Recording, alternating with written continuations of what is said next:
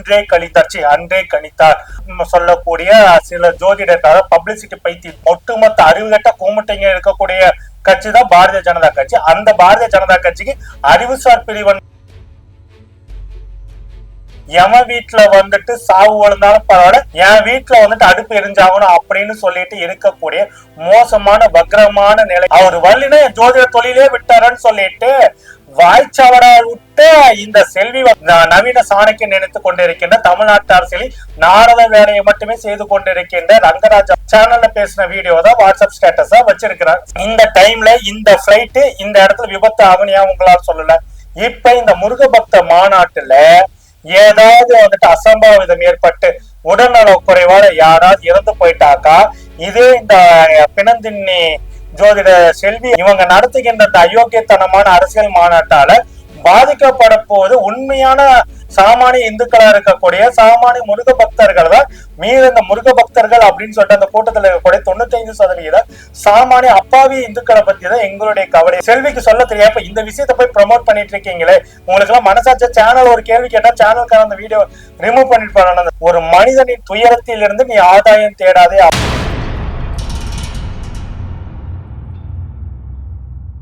சென்னை 360 தோழர்களுக்கு வணக்கம். தோழர்களை, இந்த நாட்டிலேயே ஆகட்டும் உலகத்திலே ஆகட்டும் ஏதாவது ஒரு பெருந்துயர் நடந்துருச்சு அப்படின்னா சரி, அது விபத்தாகட்டும் இல்லைன்னா 2 நாடுகளுக்குள்ள போராகட்டும், அதுவும் இல்லை என்றால் பெரிய பயங்கரவாத தாக்குதல்கள் எது நடந்தாலுமே ஒரு சில குரூப் வந்துட்டு இருப்பாங்க. அன்றே கணித்தார் யதார்த்தமாக பிணந்தின்னித்தனமாக ஜோதிடம் சொல்லக்கூடிய சில ஜோதிடர் பப்ளிசிட்டி பைத்தி ஜோதிடர்கள் இருக்காங்க. இந்த ஜோதிடர்கள் வந்து பாத்தீங்கன்னாக்கா யார் மக்கள் வந்துட்டு எவ்வளவு பெரிய துயரத்துல இருந்தாலும் சரி எப்படியாவது தங்களை ப்ரமோட் செய்யணும் அப்படின்ற ஒரே நோக்கத்தோட கூச்ச நாச்சமே இல்லாம இந்த மாதிரி அன்றே கணித்தார் அப்படின்ற மாதிரி எல்லாம் வீடியோஸ போட்டுக்கிட்டு தங்களை தாங்களே செல்ஃப் ப்ரமோட் பண்ணிக்கிட்டே இருக்கிறாங்க. குறிப்பாக பாஜகவுடைய அறிவுசார் பிரிவு, அந்த கட்சிக்கு எதுக்கு அப்படி ஒரு பிரிவு இருக்குன்றது உலகத்துக்கு தெரியல. ஒட்டுமொத்த அறிவுகட்ட கூமுட்டைங்க இருக்கக்கூடிய கட்சி தான் பாரதிய ஜனதா கட்சி. அந்த பாரதிய ஜனதா கட்சிக்கு அறிவுசார் பிரிவன்லாம் இருக்காங்க. அந்த பிரிவுல வந்துட்டு தலைவராக அறிவிக்கப்பட்டு தலைவராக செயல்பட்டு இருக்காரு. இப்ப இருக்கவா என்னன்னு தெரியல. ஏன்னா இந்த நபரை வந்து பாத்தீங்கன்னா ஒரு அரசியல்வாதி எவனும் பார்த்ததே கிடையாது. இவருக்கு வெறும் காமெடி பேசு, எந்த டிபேட்டுக்கு போனாலும் பல்பு வாங்கிட்டு வர்றது மட்டுமே இந்த காமெடி பேசுகிறாரு. அந்த யதார்த்த பிணந்தின்னி ஜோதிடர் செல்வி இருக்காரு, இது காரணமாக தான் சொல்றேன். ஏன்னா யதார்த்த பிணந்தினி ஜோதிடர் செல்வி நான் ஏன் அப்படி சொல்றேன் அப்படின்னாக்கா, அந்த அளவுக்கு வந்துட்டு மோசமா எப்பெல்லாம் விபத்துகள் பெருந்துயரங்கள் மக்களுக்கு பெருந்துயரங்கள் இருக்குதோ அப்பெல்லாம் பாத்தீங்கன்னா கொஞ்சம் கூட கூச்ச நாச்சம் அன்னைக்கே கணிச்சிட்டேன். இது வந்து நீங்க சொல்லலாம் எப்ப சேனல்கள் வந்துட்டு அவங்களுடைய வியூஸ் போறதுக்காக வந்துட்டு ஏதோ கட் பண்ணி போட்டாங்க, அதுக்கு இவங்க என்ன பண்ணுவாரு அப்படின்னு சொல்லிட்டு சில பேர் வந்து கேட்கலாம். இது வந்து சேனல்கள் கூட வந்துட்டு அவங்களுடைய வியூஸுக்காக எடுத்து போட்டாங்க அப்படின்னா அதை தன்னுடைய வாட்ஸ்அப் ஸ்டேட்டஸ்லயோ பேஸ்புக் ஹேண்டில் எல்லாம் வந்துட்டு அந்த வீடியோஸை வந்து ஷேர் பண்ணி பண்றாருக்குள்ளேயே இது செல்வியோடைய ஈனத்தனமான விளம்பர பொழப்பு அப்படின்னு தான். தன்னுடைய ஈனத்தனமான பொழப்புக்கு வந்துட்டு இந்த மாதிரி வந்துட்டு அயோக்கியத்தனமான வன்மமான, அதாவது மற்றவர்களுடைய எவன் வீட்டுல வந்துட்டு சாவு விழுந்தாலும் பரவாயில்ல, என் வீட்டுல வந்துட்டு அடுப்பு எரிஞ்சாகணும் அப்படின்னு சொல்லிட்டு இருக்கக்கூடிய மோசமான வக்ரமான நிலைதான் வந்துட்டு இது. நம்ம வெளிப்படையா என்ன சொல்றோம், இதே செல்வி வந்துட்டு என்ன சொன்னாங்க, ஜெயலலிதா அம்மா அவர்கள் வந்துட்டு மருத்துவமனையில அனுமதிக்கப்பட்டு அவருடைய உடல்நிலை முன்னேற்றம் காணப்படாத சூழல்ல கூட வந்துட்டு இந்த செல்வி மட்டும் பல ஜோதிடர் சொன்னாங்க. அதுலயும் குறிப்பாக இந்த செல்வி வந்துட்டு என்ன சொன்னாரு, ஜெயலலிதா அம்மா வந்து இன்னும் 10 நாள்ல வீடு குணமாயி வீட்டுக்கு வந்துருவாருங்க, 80 வயசு வரைக்கும் அவங்க ஆரோக்கியமா இருப்பாங்க நாங்க. ஆனா என்னாச்சு, அவர் சொன்ன 15 நாளுக்குள்ளேயே ஜெயலலிதா அம்மா காலமாகிட்டாங்க.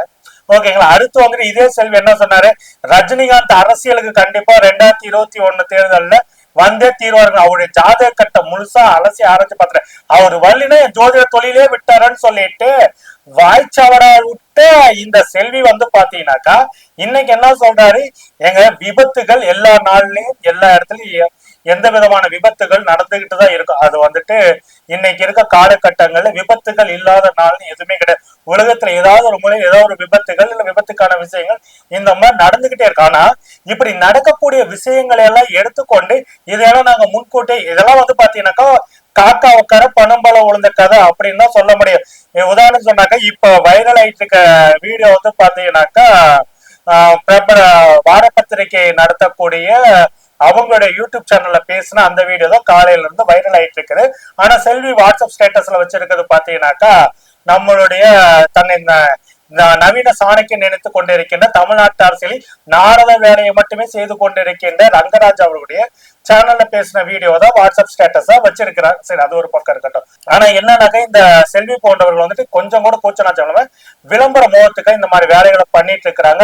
அதான் என்ன பண்றாங்க, அதான் பாத்தீங்கன்னாக்கா வைகாசி மாசம் இந்த விபத்து நடந்தது. ஆனா ஆடி மாச பலன்கள்ல இவர் என்ன சொல்றாரு அப்படின்னாக்கா ஆணி மாச பலன்களுக்கான இதுலதான் இந்த மாதிரி விபத்துகள் நடக்கும்னு சொல்றாங்க. ஆனா விமான விபத்து நடந்தது வைகாசி மாசம்.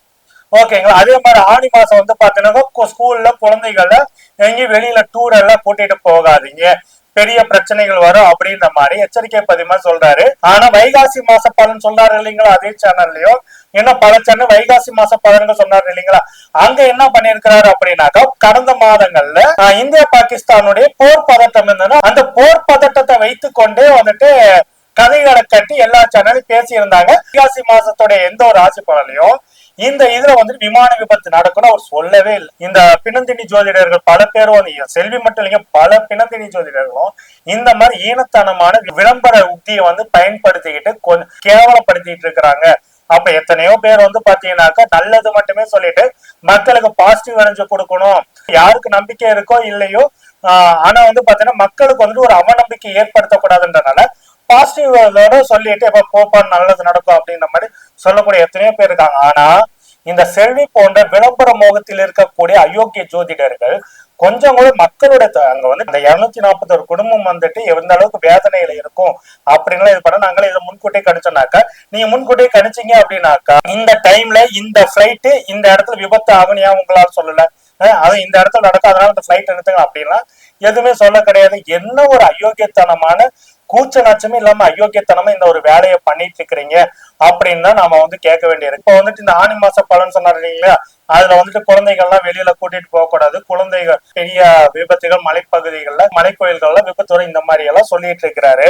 நாம என்ன சொல்றோம்னாக்க இதே இது இந்த மாதிரி விஷயங்களை கணிக்கிறதுக்கெல்லாம் இன்னைக்கு எல்லாம் செல்வி அவர்களே உங்களை போன்ற ஜோதிடர்கள் தேவையில்ல, சாட் ஜிபிடி போதும் ஏதாவது எல்லாத்தையும் சொல்லிடும். தன்னுடைய பிறந்த நேரம் டைம் எல்லாத்தையும் கொடுத்தீங்கன்னாக்கா சாட் ஜிபிடி அவங்களுடைய ஜாதகத்தையே கணிச்சு கொடுக்குது. ஓகேங்களா. இவங்களுக்கு எப்ப என்ன நடக்கும்னு இது ஜோதிட விஞ்ஞானத்தை எப்படி ஜோதிடமா பயன்படுத்தக்கூடிய ஆட்கள் இருக்காங்க இல்லைங்களா, அதனால சாட் ஜிபிடி என்னென்ன கிரகங்கள் எப்படி இப்ப ஆணி மாசம் பாத்தீங்கன்னாக்கா மிதுன ராசியில குரு இருக்கிற இடத்துல பாத்தீங்கன்னாக்கா சூரியன் சேர்றாரு, அது கூட பாத்தீங்கன்னாக்கா புதன் இருக்கிறாரு. கிட்டத்தட்ட ஒரு புதன் 7 நாளைக்கு மிதுன ராசி, அதாவது 7 நாளைக்கு சூரியன் புதன் குரு இந்த 3 கிரகமும் இருக்கு அப்படின்னு சொல்லி இது பண்ணாங்கன்னாக்கா அதுக்கப்புறம் 7 நாள் கழிச்சு புதன் மிதுனத்துல கடலுக்கு ஓகேங்களா. இப்படி இருக்கும்போது பார்த்து இந்த டேட்டாஸ் வச்சுக்கொண்டு சாட் ஜிபிடி எல்லாத்தையும் கொடுத்துருது. நீங்க புதுசா போயிட்டு இனிமேல் இந்த ஏஐ டெக்னாலஜி பாத்தீங்கன்னாக்கா தொழில்நுட்பத்துல இருக்கக்கூடிய ஐடி இண்டஸ்ட்ரீஸ் மட்டும் இல்ல, ஃபியூச்சர்ல இந்த சாட் ஜிபிடி ஜோதிடர்களுக்கு மிகப்பெரிய பிரச்சனையா வரப்போகுது. இந்த ஏஐ டெக்னாலஜி அப்படின்னா யதார்த்தமா இருக்குது. அந்த அளவுக்கு பாத்தீங்கன்னாக்கா அட்வான்ஸ் அது ஜோதிடம் மட்டும் இல்லைங்க, உங்களுடைய கைரேகையை கொடுத்தீங்கன்னா கூட சாட் ஜிபிடி கைரேகையை பார்த்து சொல்லிடும். அந்த அளவுக்கு பாத்தீங்கன்னா அவனுக்கு டெக்னாலஜில, அதாவது நம்மளுடைய நம்பிக்கைகளை வெள்ளக்கார டெக்னாலஜியா பயன்படுத்தி எந்த அளவுக்கு நுட்பமா அவனுடைய பிசினஸ பெருக்கிட்டு இருக்கிறான். இவங்க இன்னமும் பாத்தீங்கன்னாக்க யதார்த்தமா நடக்கக்கூடிய விபத்துகளை கூட பாத்தீங்கன்னாக்க தாங்கள் கணித்து முன்கூட்டியே சொன்னோம்னு சொல்லிட்டு வியாபாரத்தை தேடிட்டு இருக்காங்க. வட இந்தியாலையும் ஒரு பெண் ஜோதிடர் பாத்தீங்கன்னா இந்த மாதிரி மோசமான வேலைகளை பண்ணிட்டு இருக்கிறதா இங்க யதார்த்தமா இருக்கு. இப்ப விபத்து நடந்துச்சு ஜூன் மாசம் 22ஆம் தேதி ஆணி மாசம் 8ஆம் தேதி மதுரையில முருக பக்தர்கள் மாநாடு அப்படின்ற பேருல அயோக்கியத்தனமான அரசியல் மாநாடு நடத்த போறீங்களே, அந்த இடத்துக்கு பாத்தீங்கன்னாக்கா 5 லட்சம் மக்களை கூட்டுறீங்க. கொரோனாக்கு அப்புறமேட்டு பெரும்பாலான மக்களுக்கு பாத்தீங்கன்னாக்கா சுவாச பிரச்சனைகள், ஆக்சிஜனை உள்ளி இழுக்கிறதுல 35க்கு மேல இருக்க எல்லாத்துக்குமே ஆக்சிஜனை இன்ஹேல் பண்றதுல சில பிரச்சனைகள் இருக்கு. லங்ஸ்ல சில மக்களுக்கு லங்ஸ் ஃபங்க்ஷன்லயே ப்ராப்ளங்கள் இருக்கு அப்படின்ற மாதிரி எல்லாம் மருத்துவர்கள் எல்லாருமே சொல்லிட்டு இருக்காங்க. அப்படிப்பட்ட இந்த சூழல்ல 5 லட்சம் பேரை ஒரு இடத்துல கூட்டி நிக்க வைக்க போறீங்க.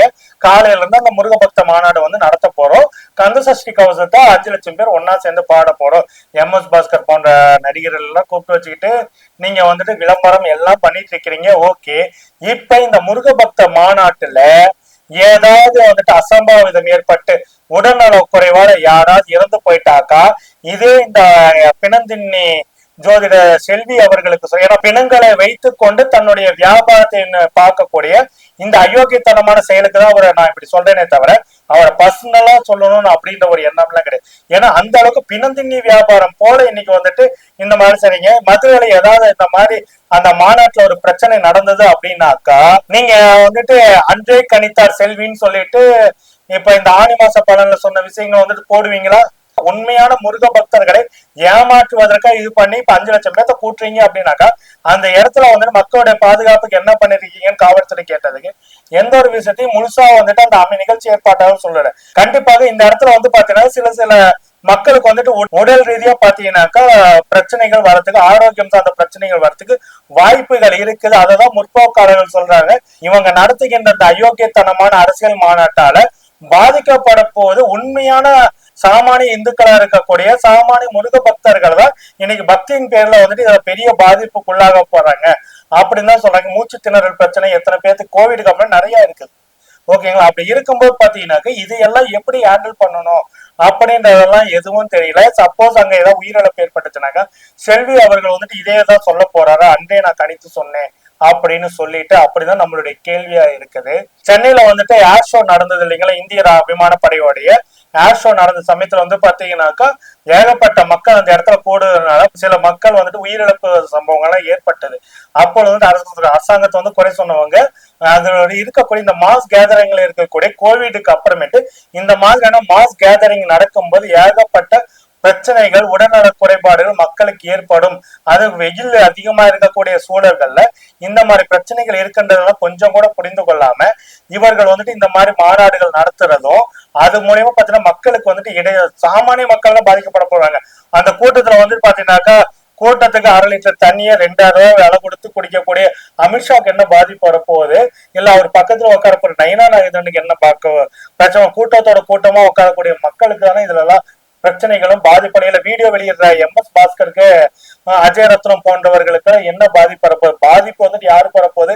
சாமானிய மக்களுக்கு தான் இதுல பாதிப்புகள் உருவாகும் அப்படின்னா நம்மளுடைய கவலையா இருக்குது. எல்லாத்தோட முக்கியம் என்னன்னாக்கா IPL மேட்சோட வெற்றி கொண்டாட்டத்துல கர்நாடகாவில் என்ன நடந்தது? 8 லட்சம் பேர் கூடினாங்க.